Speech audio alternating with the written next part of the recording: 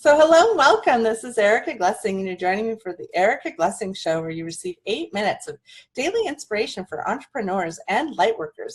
My next guest, Lorree Appleby, has done a lot of work on forgiveness in her life, and I found her to be quite interesting, and I wanted to share some of her awareness with you. So welcome, Lorree. How are you? I am great. Thank you for having me, Erica. And what part of the world are you in? Where's the show today? I am in Toronto, Ontario, Canada. Oh, nice. We always like being in different countries.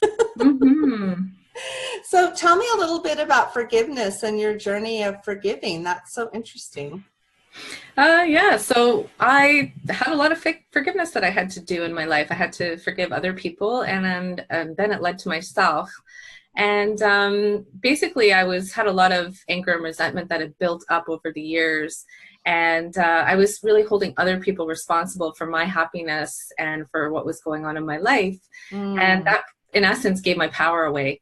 So once I was in touch with the book Radical Forgiveness that was introduced to me, I started, really learning what forgiveness was and what forgiveness wasn't. And there's a lot of myths out there on what it is and what it isn't. So that really enticed me, and I was just hooked once I started reading the book. Then I started doing the work, and things really shifted quite dramatically in my life.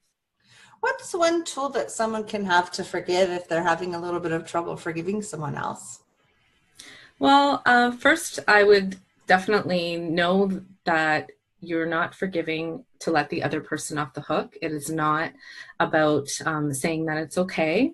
It's about taking your power back and owning your life. Because when we hold someone else responsible for what's going on in our life, we in essence don't have any say in that matter. So a tool would be, what lesson have I learned? What has come about in this relationship that I'm having, that someone I feel has done something to me that I feel that I'm not forgiving them? And what have I learned, and what growth have I had? And is this something that, I can talk to the person about and work through, or maybe is this something that I just need to do on my own for myself? Because Right. You don't necessarily have to have that other person involved to forgive them.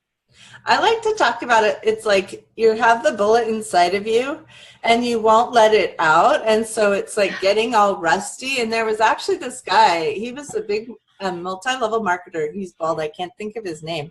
And he actually had a bullet in his body, but he didn't know it was there because he'd had surgery after he'd been shot.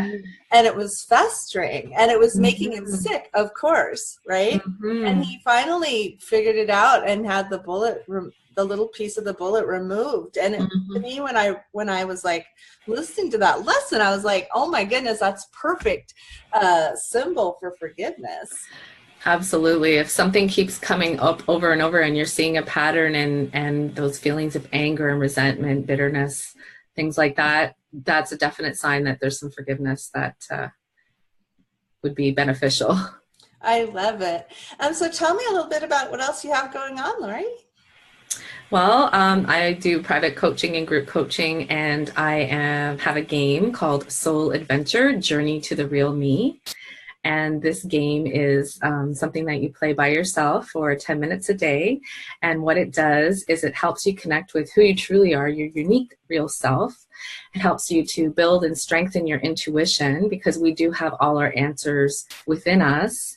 And it's just about practicing and building that muscle. And then it also helps us to take inspired action towards things that we want to get closer to in our life and move away from things that we don't. Yeah, I mean, that was so interesting. Lorree, and I, again, for anyone listening, it's Lorree Appleby. And at the end of the interview, I'll make sure she spells her name so you can find her online. And we're chatting a little bit about this, taking back your power. And it's such an interesting phenom. So maybe just tell us a little bit more. I think you've spent a lot of time thinking about that. Absolutely. Yeah, so when I first started out, I didn't really even know what I wanted. I had focused so much of my life on other people and making sure everyone else is happy. I didn't put anything on what do I want in my life. So it was really about starting to focus and put myself first. Is, I would say, the first thing about taking your power back is self-care and self-love and doing things that you want to do. But when I just first started, I didn't even know what it was that I wanted. So that was a journey in itself. Yeah. Then it's just once you decide what it is that you want, you and you have your values in place, you want to honor yourself. You want to make sure that when anything you're saying or doing is honoring yourself first, because if you're not honoring yourself subconsciously, like your body knows, and you're going to be out of alignment, and things aren't going to feel right. You're going to probably have some issues with other people. So those are two really important things that you can start with by taking your power back. Oh, thanks so much for that information and coming to the show. How can we reach you and find out more? Well, I'll spell my name. It's Lorree, Lorree, and last name is Appleby. And my website is ourpurposefuljourney.com. So it's OURPURPOSEFUL journey, JOURNEY.com. I love it. Thanks so much for coming.